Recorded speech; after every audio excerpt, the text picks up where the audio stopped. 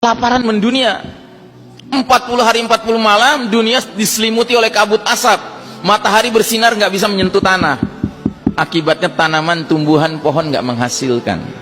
Makanya ada dalil mengatakan jika kalian sudah melihat bintang berekor di bulan Ramadan, siapkan makanan sekuat kemampuan kalian.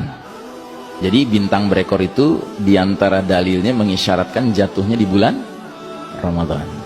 Maka mulai sekarang kalau Ramadan akan tiba, tidak sekedar perasaan gembira yang harus ada dalam diri kita, tapi juga perasaan waspada. Jangan-jangan Ramadan ini jatuhnya bintang berekor. Kita tidak tahu kapan jatuhnya, tetapi kalau melihat tanda demi tanda yang bermunculan, it seems to be very close. Kelihatannya sudah dekat sekali jadwalnya. Dan kelaparan mendunia ini berakibat kepada apa? Orang berebut makanan, Pak. Sampai apa? Sampai saling berbunuhan, killings ya. Al-haraj kata Nabi, saling berbunuhan, memperebutkan makanan. Nah, yang lebih tidak pernah kita duga-duga lagi adalah dampak yang kelima. Terjadinya shutdown of modern technology.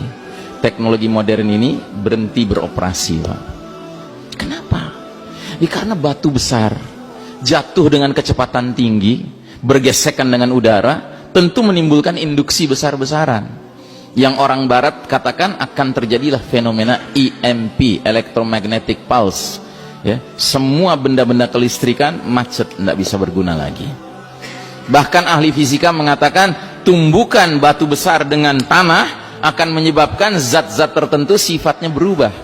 Misalnya besi, berubah zatnya menjadi lengket, sehingga instrumen-instrumen yang terbuat dari besi yang sedikit rumit saja tidak bisa dipakai lagi. Contohnya sepeda, rantainya besi, gearnya besi, nggak bisa dipakai lagi. Bedil, pelatuknya besi, pelurunya besi, nggak bisa dipakai lagi.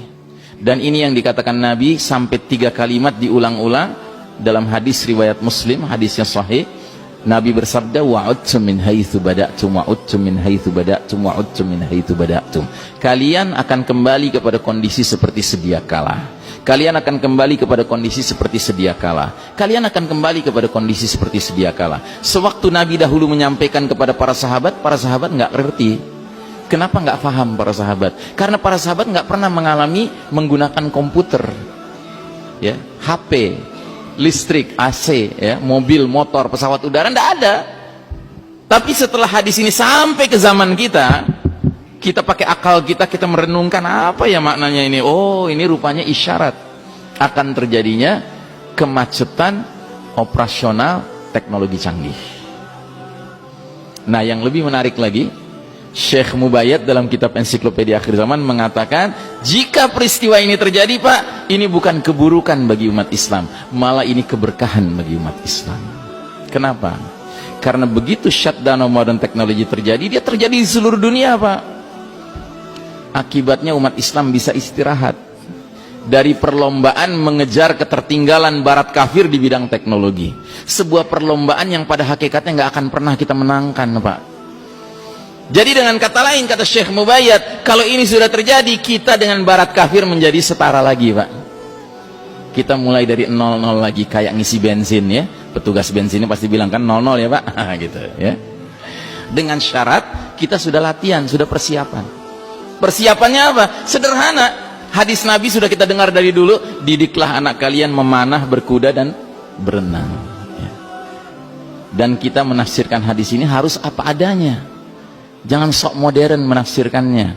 Ustadz, itu bukan benar-benar memanah, Ustadz belajar nembak. Padahal nanti nggak bisa pakai bedil, Pak. Padahal nggak ada hadisnya yang menyebutkan nanti Al-Mahdi perangnya pakai AK-47, pakai M16, nggak ada cerita itu. Kembali kita menggunakan tombak, pedang, panah. Ustadz, itu bukan benar-benar berkuda maksudnya, Ustadz. Nabi mengisyaratkan belajar bawa tank, belajar bawa jet gitu kan. Nggak ada hadisnya tentang akhir zaman di mana nanti Isa alaihissalam turun naik Phantom, ya kan? Naik Stealth gitu ya. Enggak. Tapi turun di antar malaikat. Jelas ya? Nah, jadi saudaraku rahimakumullah, dalam kondisi dunia